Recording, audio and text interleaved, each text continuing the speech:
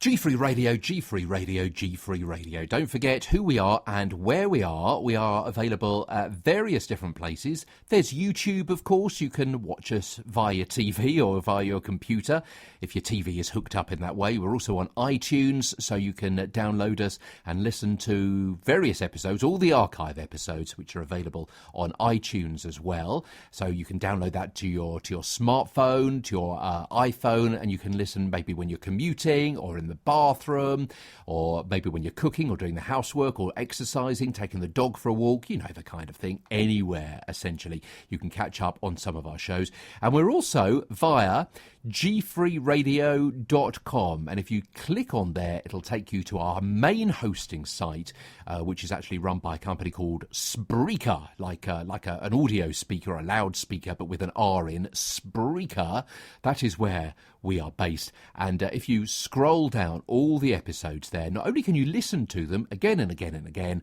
but also you can make a comment on the episodes and the content as well. In fact, wherever you listen, if you can make a comment, please do. If you want to give us any feedback via any of those platforms, as they say in the media world, that'd be fantastic. Or just drop us a line. It'd be fantastic to hear from you. gfreeradio@hotmail.com. What do you want more of or less of? Or if you want to make a comment about what someone else has said or one of the articles or one of the interviews, that would be brilliant. We really appreciate your support and you listening into us this week and in subsequent weeks as well.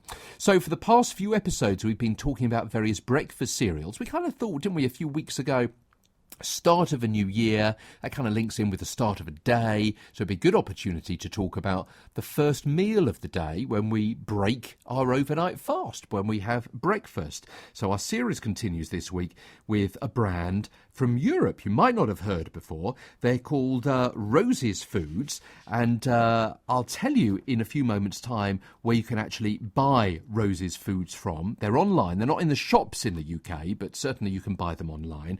And recently at one of the Free From shows, I caught up with Simone van Lanen. She is managing director, no less, of Rosies Foods. Well, we have a few mueslis, a few granolas and flakes and porridges, different types of porridges and flavours, and kid cereals, of course. Absolutely. Now, I should say that Rosie is serving at the same time as doing the interview, so she may be a little bit distracted time and again, quite rightly, because obviously selling is what it's all about here. Talk us through some of your range then. First of all, I mentioned the kids cereal. I love the packaging here. Yeah. Describe that to us. Yeah, well, we have an owl and a monkey. The owl is with frosted corn flakes like the Frosties, and the monkey has Choco Pops.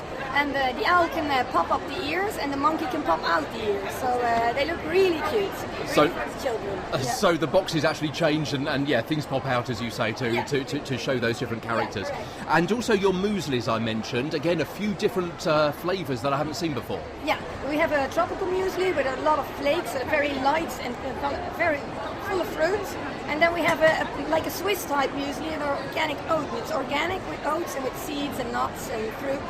It's more for a really good breakfast in the morning, so you feel really full. And I love the idea of the ginger and lemon. That really does appeal to me. Yeah, that's it's not a muesli. It's like a type of granola, so it's baked. So we have a ginger and lemon one, which is really fresh, like a very summer muesli, and then we have an apple cinnamon one, more a wintry muesli. And we have one an oat granola with strawberries. It's very sweet, very nice. And a couple of other flavours as well. I saw apple pie and cranberry and nuts. These are really different. I love the idea that you're finding some slightly different flavours rather than just fruit muesli, for example. Yeah, that's what we want to be different than all the other. Of course, there are a lot of. We also have a normal plain oat muesli, as everybody else has, but we want to try to be a little bit different, so that people, the normal ones are already in the supermarket, so they'll want something different at some stage. So we hope they'll get our one. They'll take our ones. Okay, someone just buying 3 packets there, so that looks really good. So can I just ask you, what's caught your eye? Well, I think I overheard what you were saying, but it's the complete variety of kind of cereals that you don't actually get in the shops. As you said, the gluten-free muesli, tropical, the crunchy. I can see them in the shops, but not gluten-free. And the fact they're gluten-free obviously attracts me because I'm a celiac. Brilliant, really appreciate that. Thank you very much indeed. Obviously with the mueslis comes the oats issue, and some people are a bit worried about the cross-contamination and so on. How can you reassure? Where are your oats coming from? Our oats are from the Netherlands. We have our own farmers that grow our oats. We have organic and conventional oats.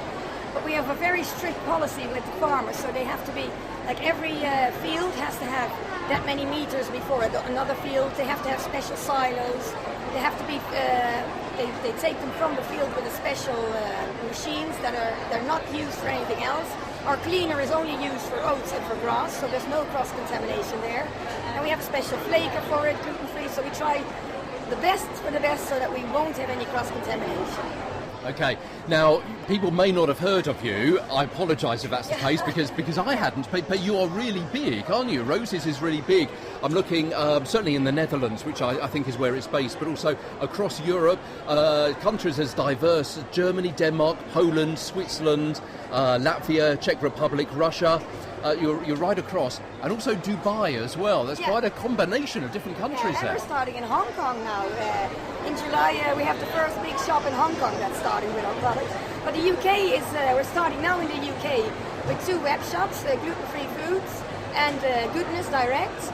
So you're in, or you're going to the Far East and the Middle East. That must be some developing markets for gluten-free, because several people are saying similar things. Yeah. The Middle East is really growing a lot for gluten-free, and the Far East, I just tried. There was a show, the Food X, and I went there, and I got a big customer there, so that's good. That's good. Yeah, that's where you're going for. And how do tastes change across all of those different countries, or don't they? Does everyone like muesli and these different flavours, or do you have to adapt and change? Yeah, no, I think in the Far East it's difficult with mueslis, but Hong Kong has a lot of expats, so a lot of people from the UK, and they would like. In Hong Kong there are a lot of ex-UK people, so they would like their mueslis, but the Asian people are more into different types of breakfast, not a cereal.